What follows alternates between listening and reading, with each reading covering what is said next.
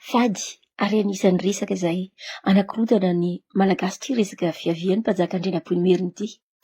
Izao sika dia ao anatin'ny fotoana fivoazam-panahy ary tokony ahafantatra ny marina rehetra mikasika an'i Madagasikara. Tokony ahafantatra ny tantara tena izy sy ny antony nanafenana na nanovana ny tantaran'i Madagasikara. Fantatra fa nisy fifindra-monina sy metisage maromaro tao Madagasikara. Fantatra ihany koa fa efa nisy gasy orijinaly tompon-tany nonina tao tany aloha taloha ny havian'ireo vahiny na ireo safiotra na ireo semita. Tsara ihany aloha manamarina fa efa nifanerasera tamin'ireo mponina malagasy orijinaly ireo jiosy orijinaly, arabo orijinaly, azitika orijinaly ary ireo olona orijinaly izay nipetraka tao Eropa antika. Eto sika dia ireo safiotra na ireo semita no resahina. Dia ireo arabo zany jiosy, azitika, semita izay nifindra monina taty Madagasikara nanomboka teo amin'ny taona 1000 teo eo. Tonga aloha ny arabo semita ary narahin'ireo jiosy semita. Nanaraka azy ireo ny azetika semita ary nofaranan'ireo Eropeana zany. Ireo fifindra-monina ireo semita ireo dia namorona mponina vaovao safiotra. Nafindra nalefa natao andevo ny lehilahy sy ny zaza malagasy orijinaly na novonoina ny sasany. Ny vehivavy kosa niterahan'izy ireo mba hamoronana ny mponina vaovao malagasy vaovao. Tsy valapatra amin'izany resaka izany sika fa ny tena votoatin-dresaka eto sy ny tokony hidirana lalina dia mikasika ny fiavian'ny mpanjaka Andrinampoinimerina. Voalaza ary voasoratra fa ny fanjakana voalohany indrindra teto Madagasikara dia niorina tao Vohipeno tamin'ny taona 1930 sy 1990. Efa nimpitoana nahatongavan'ny mpifindra-monina avy any Lameka teto Madagasikara. Sindrina kely izany resaka hoe fanjakana voalohany teto Madagasikara izay niorina tany amin'ny taona 1930 sy 1990 izany. Intsika tsara izany voalaza izany hoe vanim-potoana nitongavana ireo mponina avy any Lameka. Milaza izany fa vahiny ireo avy any Lameka izay tonga tao Madagasikara ireo no nanorina ny fanjakana voalohan'ireo vahiny tany amin'ny taona 1930 sy 1990. Araka ny voalaza tany aloha dia nandidina ny taona 1000 teo eo ireo semita no niditra tao Madagasikara. Talohan'ireo dia ireo orijinaly maneran'izao tontolo izao no nifanerasera tamin'ireo malagasy orijinaly. Ibiny salama no niantsona azy io fa nakasiana ho Imboasalama. Andrinampoinimerina na Andrianatsinampoizinimerina na koa nampoina raha nafoezina. Afaka omena izay anarana tiana omena azy izy arak'izay tian'ireo mpanoratra sy ireo mpikaroka zaingy sy ampiovana inona izany. Antemoro avy ao Vohipeno iraka hanampy ny fanjakana Merina tamin'ny fitondran'Andriambelomasina no nahalatsa-damba ny renin'Andrianampoinimerina ka nampitoejaza azy. Endratra ho an'ny fianakaviam-ben'ny mpanjaka izany ka natao izay napodiana io rainy ara-boajanahary io ary nalefa tany atsimon'ny Kongo niaraka tamin'ny foko Antanala. Tsy hanala baraka ny fanjakana, natao izay nampanambadiana ny zanak'Andriambelomasina avy eo amin'ny fianakaviam-ben'Andriana izy efa nitoejaza ka io ray keliny io no nahalehibe azy. Mbola kely Andrinampoinimerina dia efa nosafidian'ny raibe ny handimby fanjakana.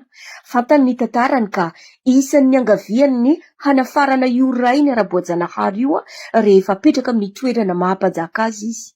Rehefa tonga nefa ny fotoana, tsy ny tena rainy no nalaina fa antemoro avy ao Vohipeno roalahy.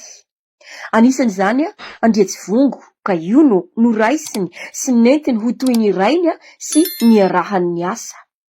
Andriatsivongo dia avy any Vohipeno no niakatra teto hiara hitondra amin'ny Andrinampoinimerina ampanabaka ny karazana misy azy ao ary avy ato amin'ny vavaran'ny Farony izy Basimanjeva.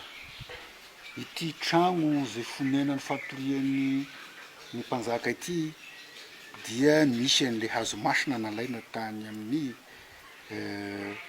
alan'Andriana ao Loaoloka Basimanjeva ka ny zorony efatra amin'io trano io dia nametrahana an'io hazo masina hazon'Andriana io sy ny tany amin'ny vovonana avy any io ny nakaty.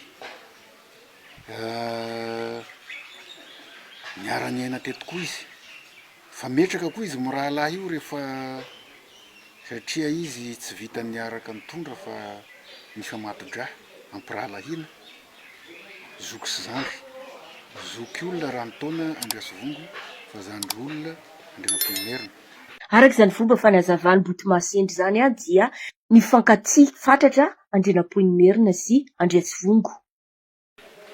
Tamin'izany fifankatiavan'izy roa lahy zany no nametrahana Andrinampoinimerina ny hafatra hoe raha misy ny malan'ny andron'io rahalahiko io mpanjaka miaraka amiko io dia apetrahonareo izy amin'ny toerana avo indrindra eto Ambohimanga, ary asianareo izy tahaka ny amasinanareo ary ampiretinareo andro alina ny 0 anina. Izany de nitateraha ny taranaka ny fandimby tato amin'ny taranaka Andrinampoinimerina. Izy roa lahy reo de nifankatia tokoa satria porofony zany izy ireo de sy misasatra mibisika amin'ireo taranany raha misy ny zavatra heveriny fa tokony asoan'le firenena, ary raha misy koa ny zavatra hitany fa tokony hanimban'ny firenena. Isika sy tompon'ilay sofina ny vatanan'le bisika fa ny maha olo-pirenena ansika sy maha olon'Andriamanitra no arinantsika dia afaka mieritreritra misy zavatra manaitra ny fon'izy roa lahy eo matoa mibisika amin'ireo taranany izy mahakasika ny vahoaka sy le firenena, satria fantatsika tsara fa tamin'ny andron'izy roa lahy nahatonga ny Madagasikara ho fanjakana tokana, ary vokatry zay fananganana zay fanjakana tokana zay no nahatonga n'izy hoe tsy maintsy tonga eto ny Antemoro sy ny Sakalava, satria ny fihavanan'izy telo ny rahalahy zany no nahatonga ny fiombonan'ny Madagasikara voalohany, akoatra n'ilay asa zay natao Ndradama mitondra miaramila hanafika ny zahazon-tafiny, fa ny tena goavana tamin'ny natambatra ny vahoaka malagasy de tamin'ny alalan'ny fihavanana. Fantatra ihany koa moa fa efa nisy mpaminany avy tamin'ny faritanin'ny Kongo tonga tao Imerina nampianatra sy nanampy ny fanjakana tao, saingy novonoina ihany koa izy ireo toy namonoana ireo mpaminany Antemoro ihany koa. Inona ny tena anton'ireo famonoana ireo? Moa ve anisan'ireo mpaminany avy tany Kongo izay tonga tao an-drenivohitra ny ray ara-boajanahary n'Andrinampoinimerina, ary moa ve avy amin'izany ny antony namonoana ireo mpaminany ireo? Mba tsy hiparitahan'ny fahamarinana mikasika ny fanjakana sy ny fiavian'Andrinampoinimerina, mba hijanonana ireo ao afovoan-tany ihany ny fahaizana izay nampitain'izy ireo ny antony namonoana ireo mpaminany izay Antemoro sy ireo mpaminany avy any amin'ny faritanin'ny Ikongo ireo. Mistera izay mbola tena miafina tsara ny mikasika izany rehetra izany, nefa dia mistera izay fantatr'ireo andriana rehetra izany, saingy tsy say avoaka noho ny antony tsy fantatra. Mety noho ny antony hampisy fifandirana na ady amin'ny samy malagasy angamba, na mety ho noho ny henatra tamin'ny zavatra rehetra nafenina ka aleo tazomina sy kobokobonina ao ihany. Marina fa ny rain'Andrinampoinimerina dia avy eo amin'ny Tsimalazo ao Vohipendo, voarakitra ao amin'ny Sorabe izany tantara izany. Ny taonjato faha 410 vao nisy ny fanjakana hafa taty ivelan'ny Matintanana na Vohipendo. Ny taona 570 vao niforona ny fanjakana teto Imerina tao Ambotrabiby, ary ny fanarakaraka tamin'izany avokoa ny sisa rehetra. 300 taona taorian'ny fanjakana tao Vohipendo zany vao nijoro ny fanjakana hafa teto Madagasikara. Ny sivilizasiona Antemoro no nanjaka teto Madagasikara nandritra ny 1,700 taona. Izany hoe tany amin'ny taona 7,930 ka hatramin'ny taona 8,930. Ny Sorabe, ny fanandroana, ny fivavahana ary ny trano sy ny taozavatra tao amin'ny trano sy ny kojakoja rehetra natao tamin'ny fanjakan'Andrinampoinimerina na Ibn Salam dia avy any Vohipeno avokoa ny ankamaroany. Ira Makarary no nanorina fanjakana voalohany. Ny Tarana no nanorina ny fanjakana tao Ivato feno vola. Voalaza fa jiosy nonina tany Arabia izy io, fa raha araka ny daty izay niaviany teto Madagasikara dia tsy mity izy ireo na safiotra fa tsy ny originaly mihitsy, izay ngamba ny hahalaza azy marimarina kokoa. Nanana zava-miafina mahakasika ny tantaran'Israely sy ny Arabo izy ireo, ary manana hasina manokana koa.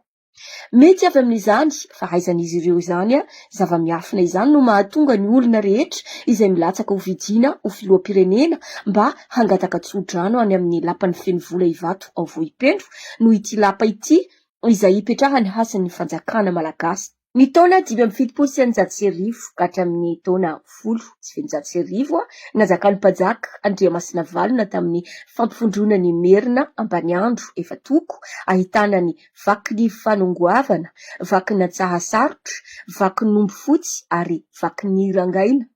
Nanao fanitsihana ny ambaratonga mpiraisana izy ary namitraka ny taranany tao amin'ny sokajiny kasta faharoa-ny Andriana teo ambany fitondran'Andriamasina Valona. Rehefa tafiditra kosa ny Europeana teo amin'ny taona 1900 izay nidiran'ireo Portugais indrindra fa ireo Anglisy izay tena nampiova tanteraka ny tantaran'i Madagasikara sy nahatonga ny adiady rehetra nahafoana ny ankamaroan'ireo gasy originaly. Zany hoe rehefa nifanososy tamin'ireo Europeana ny fanjakana malagasy dia niova ny alefy ny hasin'ny Madagasikara satria saika novonoin'izy ireo daholo ireo mpaminany rehetra natao hoe mpimasy na mpamosavy na koa mpanompo sampy izy ireo ka ripaka daholo. Hany ka ireo tsy tena taranaka andriana no nanjakazaka teto Madagasikara ary nampiova ny fomba tena malagasy, napiditra ny fombafomba vahiny, novaina ny fiavian'ny malagasy, novaina ny tantarany ary nafenina ny marina rehetra mikasika ny razamben'ny malagasy originaly.